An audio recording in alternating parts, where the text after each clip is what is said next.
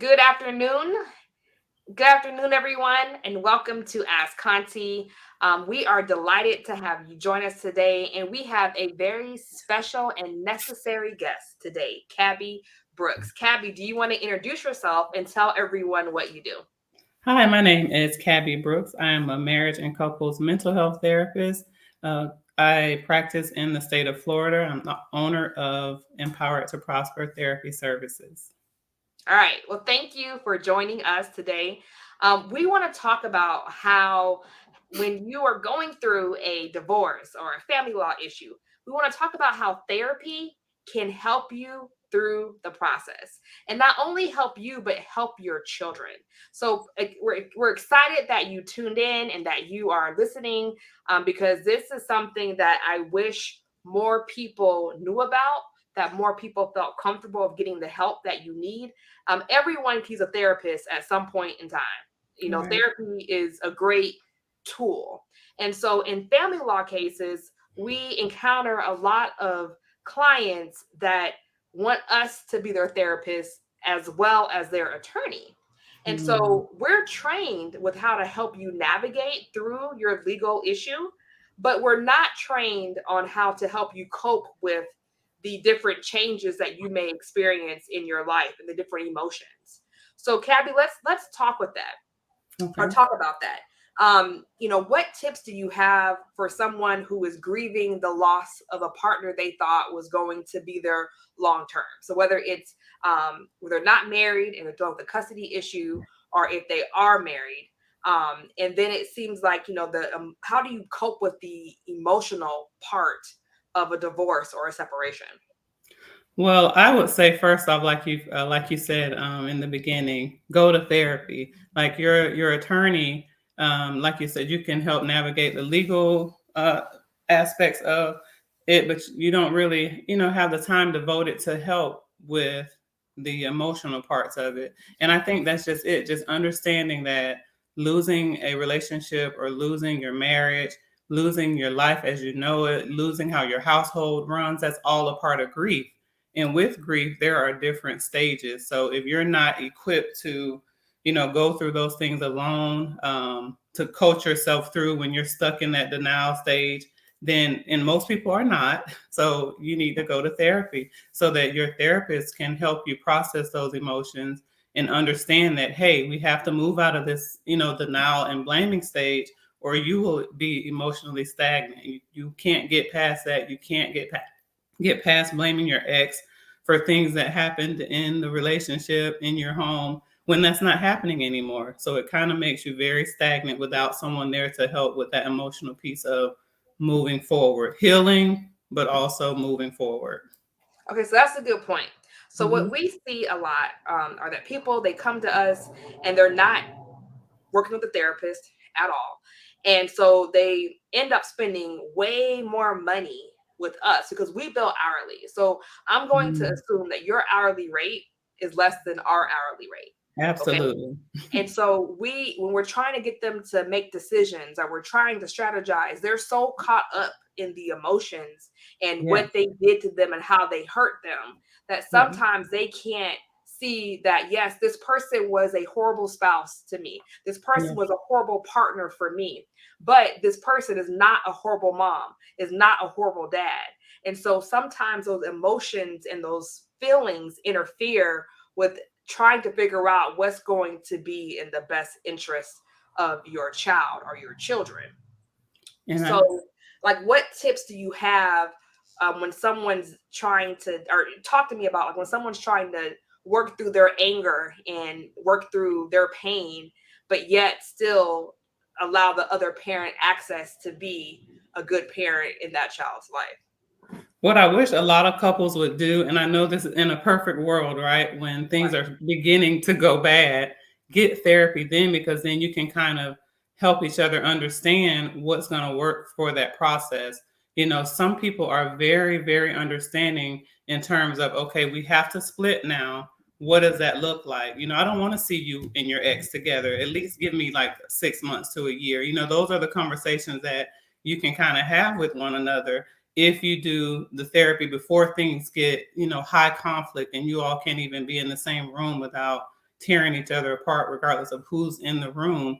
So for one, I would say go to therapy before, even if you don't know if it's going to work, if you want it to maybe work, if one person is still ambivalent and they kind of want to be there, they kind of don't want to be there, go to therapy at that point so you can figure out, if we can't make this work, how are we going to separate amicably? How can we make this work so that we're okay and so that our children are okay? And I think that the most important thing is to decide that you're going to make your child's mental health priority, because your situation is not the only situation that's falling apart here. Their homes are being disrupted.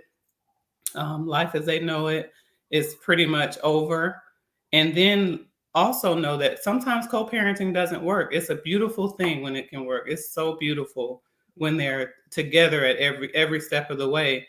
But therapists are also there to help you understand what parallel parenting is. And that just means both of you are equally involved, but you might not be able to be in the teachers' conference together because you're not listening to what the teacher is saying, right? You're angry with the person, with the parent sitting next to you, and that doesn't work. So maybe you have to do two different teacher parent conferences. Maybe you can have limited contact. Maybe there has to be two separate holidays. Some parents do holidays together. I have clients, they still have Christmas together. It's a beautiful thing when we can step outside of what's happening in my life right now and how I'm still hurting. You have to deal with those things with your therapist and learn to put your child's mental health first, because you're still essentially adding to their trauma narrative, and you have the ability to stop that. You can stop that at the point it is now. You do not have to add to it, in a sense, with fighting with your spouse. So I think that sometimes clients are kind of uneasy about going to therapy because they think that it's going to be used against them. They think that, if it comes out that they're seeing a therapist, that people are going to think they're unfit or they have issues, but that's not at all the case. I can say Right. that in my legal experience with like trials and hearings, I've never seen a judge punish someone for trying to be the best version of themselves. Like I've never seen an instance where it's like, oh, you're in therapy. Oh no, you're unfit. Like Right. I think that we have to, really change the narrative because there's nothing wrong with therapy. At all. Good. So, and I think too, people, they say they want to go therapy with the other person. Well, I mean, that's great if you guys can do that, but it's really about, too, how do you communicate with your children about what's going on? Like you said, how do you stop adding, to the trauma? And so, people are like, oh, they didn't want to do counseling or therapy. Well, it's not about them, it's about you. Yeah. It's Right. about you. Yeah. And so, I mean, I don't think people really understand. Like, if every client could have a therapist while they are going through a family law case, our cases would probably settle, quicker. People would spend less money because Yeah. it's a whole process to try to, for us to try to help them, figure out the legal part of it, try to help them with the issues that they really should be seeing a therapist for, but we're not qualified to really help them with that. It's a process. And so if people would just hire a therapist at the beginning or before things get bad to help coach them through and to help them through all of this, it Mhm. would save clients thousands and thousands and thousands of dollars with their Mhm. attorney. I would be really surprised if there is a judge in the world that would look at that and not think that as a positive. If a client could say, I realize that this is going to be a really hard process for me. I don't want to further traumatize my child. So I went to therapy to figure out how I can get through this in the healthiest way possible so that my child can get through it in the healthiest way possible. Now, I can't think of a judge that wouldn't say, that's Kudos great. to you. Good job. Yeah, Right? But right. people really think like, oh, I don't want people to think I'm crazy. And Yeah. also sometimes when people suffer from, anxiety, when they Mhm. have certain conditions and they're not getting the treatment they need to help them, that also can make their attorney's fees increase because it requires more hand holding. But if they Yeah. were to go and actually either see a therapist and then go to a psychiatrist or whatever they need to do to help them cope with whatever the issues that they are, dealing with, that would help tremendously as far as helping people keep the bill down with their attorneys. People are always asking me, how, what can I do to save on my attorney's fees?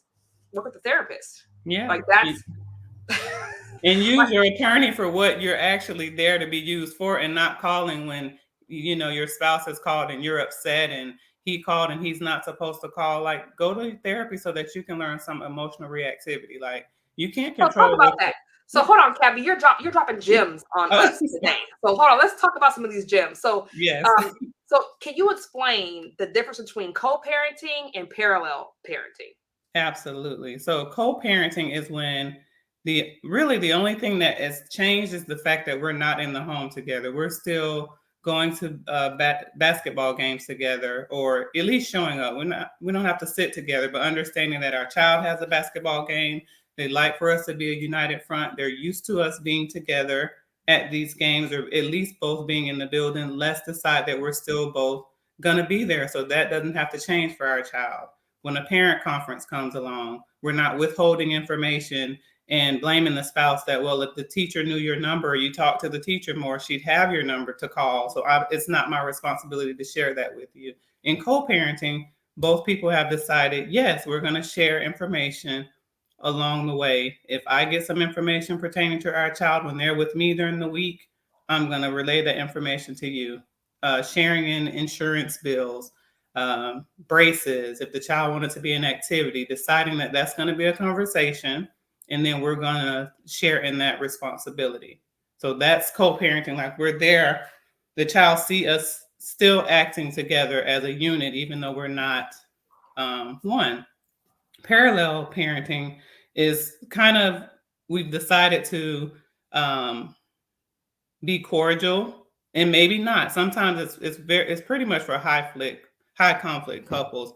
We've decided that that's best for us, that we can't really be cordial. So I'll make sure that when the child is with me, I do things the way that I'm doing them in my home, and therefore you can't dictate how I'm doing things in my home. If I decide to let my child have their cell phone until 10 o'clock at night, that does not need to be a conversation for us. Maybe it's 7 o'clock in your home.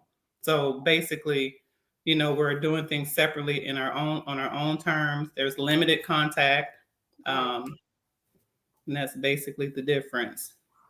And then you mentioned something about you're readjusting your activity. What did you say the last you were saying before I asked you to go into this? You were talking about addressing your issue. Emotional reactivity. Emotional talk. What is that? So in therapy, we have techniques. We have many techniques and tools, but one of those are learning to help our clients understand emotional reactivity, what's healthy for me to react to, what is going to happen if I decide to continue to react to things that causes me anxiety, gives me high blood pressure. So in understanding that I can't control a lot of things in this world around me, the only thing that I can control is me and how I react. So helping them sit down and process and talk that through. Literally, sometimes we do skits and we say, your spouse calls with this situation. What does a normal or a healthy reaction look like? What does a unhealthy reaction look like? And sometimes clients are somewhere in the middle. Sometimes they are far left to where he better not call my phone or I'm cursing him out. So our job is to come in and help you understand what it looks like. If I react the way to the left, what's going to happen after that? It's just a spiral effect. We start arguing, our child hears us, then we have to be remorseful, and then we're guilty because of the way that we reacted. So we kind of help with teaching you how to react to certain things. And the fact of the matter is, you just can't control everything around you. You can only control you. Yeah. So can we do some role playing now? Okay. Sure. Okay. I want this to be a good resource to people who are going through the situation. So I come to you as my therapist, and I find out that the father of my child has a new girlfriend, and that the father introduced the new girlfriend to our child and didn't say anything to me. And I am livid. I am hot. I'm upset. This is the girl he cheated on me with. Right? How dare he introduce this child, introduce this woman or other word to my child? What advice would you give to me if I were your client in that situation? So I think the first thing that I would definitely do is validate my client's feelings. Like, that's very frustrating, right? Tell me how you feel learning that there is someone new in your child's life? Mhm. That's the question. So I would expect that I'm you to upset. I answer can't that. believe it. How dare he, not even talk to me about it. He's continuing to disrespect me, you know. Mhm. So it sounds like that hurt. It's hurtful, Mhm. right? You're annoyed by that. I'm Um, livid. you're livid. It's angry by it. So tell me, what are the negative aspects of this person being introduced in your child's life? He Tell me cheated what your on me with thoughts her, and are. Okay. I don't want my child around her at all, ever. Okay. Did you have any feelings of being replaced by this person? Does it feel like you're being Yeah, replaced yeah, in his life, in your child's life or in your spouse's life or in both? my spouse's life. In your spouse's life? Mhm. Okay, so is it safe to say that you have not moved on from, that situation? So we need to talk about that. We need to talk about what you want to happen next. It sounds like that you and your spouse are not going to be a possibility anymore. Mhm. So what can I do to help you begin to move on? And that's like, that conversation needs to happen Yeah. a lot with Yeah. individuals, because then the next issue is, I don't want that woman or that whoever to Mhm. pick up my child from Yeah. school. I don't, and it goes on and on. And that person may be A good to your great person. And right. the thing is, the client in that time, and I can imagine you see a lot of this, they don't know what that emotion is. They're just mad. You need to acknowledge that, wow, I feel like he has just moved on so fast. And like you said, I feel replaced, like they're replacing me. And so Mhm, we would go through processing. Are you being replaced, or are we learning to move on? It sounds like he's learning to move on. mhm. That's not your life anymore. So we have to figure out how we can help you to move on, move forward, not move on. Move on sounds so hard, but to move forward. So that's a great example of why people need to see a therapist, because when the therapist can talk to you about all of your emotions, all of your feelings, why you're upset, and help you figure out how to move forward, right? Mhm. On the legal side of it, I mean, they don't care that he has a new girlfriend. Is a new girlfriend a convicted child molester? Or, what I'm saying, like, unless Right. it's something that's extreme, it doesn't matter. And that other person, or your ex, is going to be allowed to designate a third party to help do pickups, or whatever else. So the Right. law is not going to have, um, it's not going to care about your emotional feelings. Side of it. Right. And so I think that it's important to, again, work with a therapist to deal with those issues, so that when it comes time to us to apply the law to your situation, you're Mhm. not upset at everyone else because you don't feel like you're being heard. Right. Right. And so So that's what I see important. a lot, is that people, I don't feel like you don't hear me. It's not fair. I feel like, and the I feel like, Yes, you've is already you've that's already lost the lawyer. Like, I feel like we're here to, put you in the best situation that we can on, in the legal stance. We're not here to feel right. every emotion and go through every tear with you. That's just not, separation Right. of And so it's, roles. and not that we're gonna, we listen to our Yeah, clients, we work with absolutely. them, but it's just, when you hear that, I feel, it's like, Yeah. okay, let's, we're gonna go in and, to talk you through it. But if you work with the therapist to deal with all of that before you come to me, you will probably spend less than half of what you Yes, normally would in a family law case.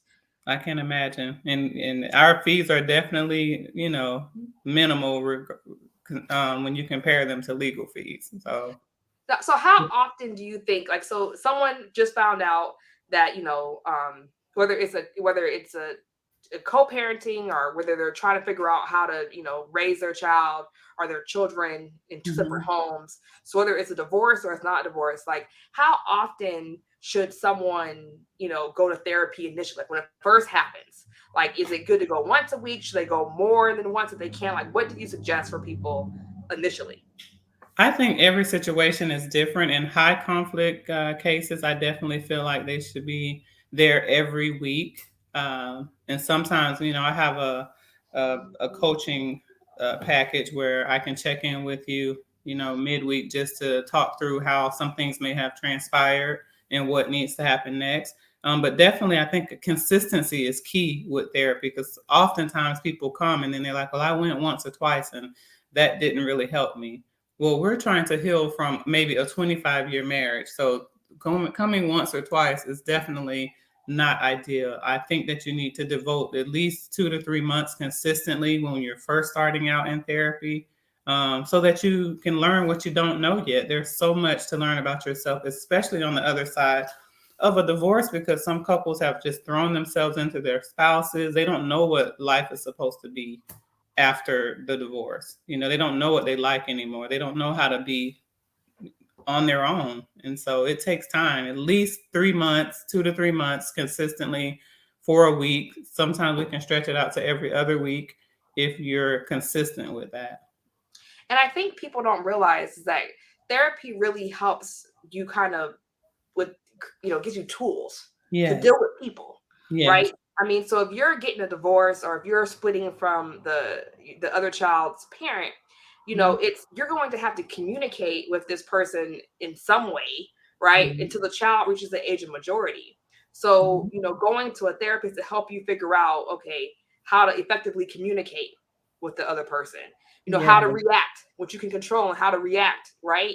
When they come at you sideways, like these things can help you and help your child have a healthier, mental, improve their mental health. So Absolutely.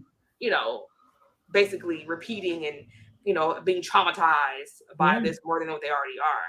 So it's really like, really kind of sharpening your tools and your tool belt and helping you figure out how to communicate with this person effectively until the child reaches 18 years old. Yeah. And if you can't communicate effectively, figuring out some way that works. So sometimes the other spouse, especially if they're dealing with certain diagnoses like narcissistic personality disorders and things like that, it's really hard to, you're not going to be able to communicate. So learning the tools to deal with that, just make it cut and dry and move on, and don't get emotionally tied into what that person is saying and what they're doing. So you brought up a word that I've heard more in the past year than I think I've heard before in my life. Yeah. Can you talk about how to deal with a narcissist? I have several people who call me, I'm married to a narcissist. I'm in a relationship with a narcissist. And like, do you have, like, can you just shed any light on or provide any guidance to people who call, on how to deal with their situation or what they can do to kind of help them navigate that difficult situation? And even talk about what is it, what is a narcissist? Mm-hmm.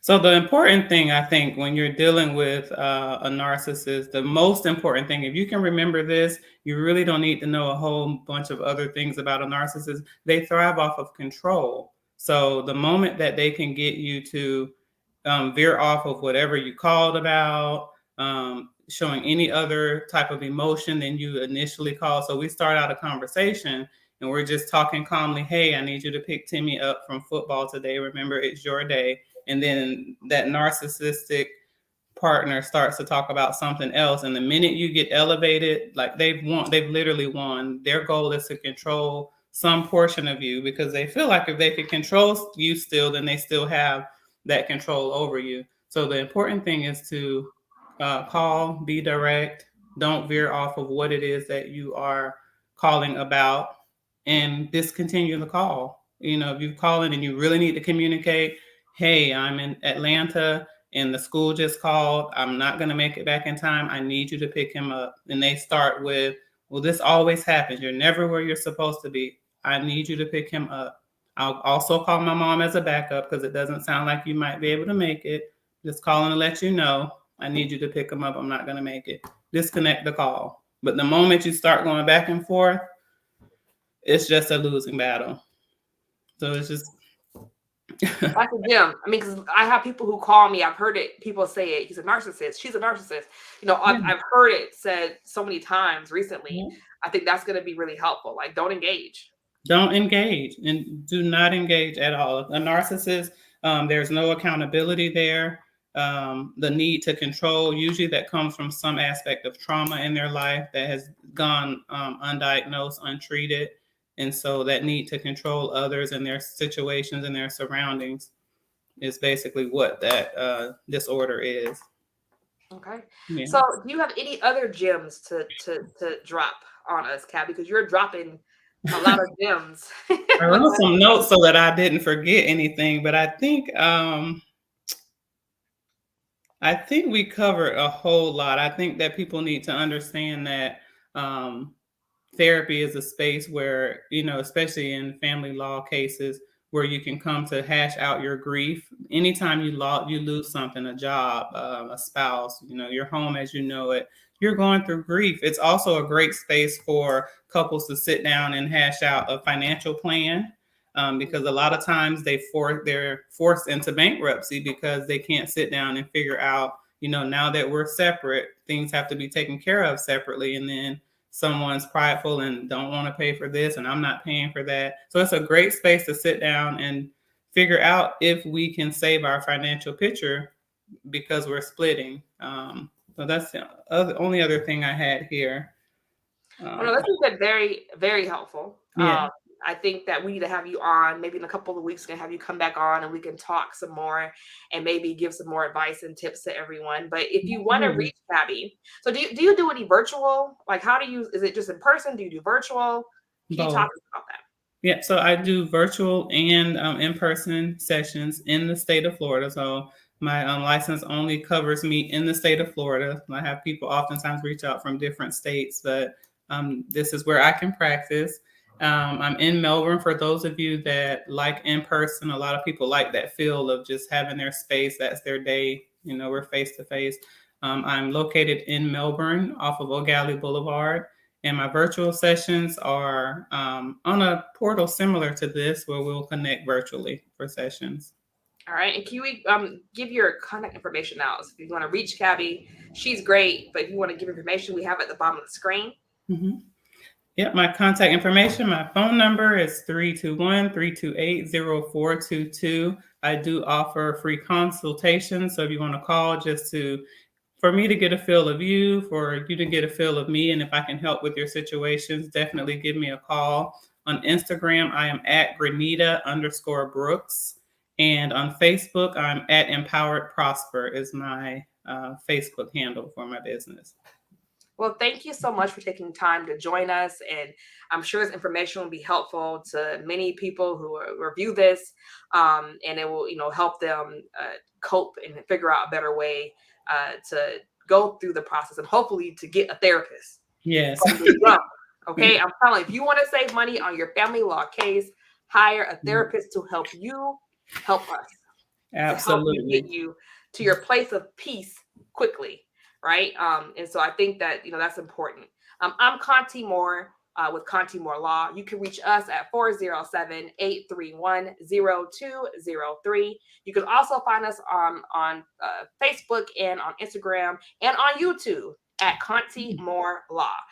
We have a lot of videos that we put out, a lot of content. So if you have any questions, you can probably go and find an answer on our YouTube page. So anything else, Gabby? That's it. I just want to say thank you for having me. It's good to speak with you. No, thank you for joining us. All right. Yeah. Well, everyone have a great day. And remember to stress less and choose more.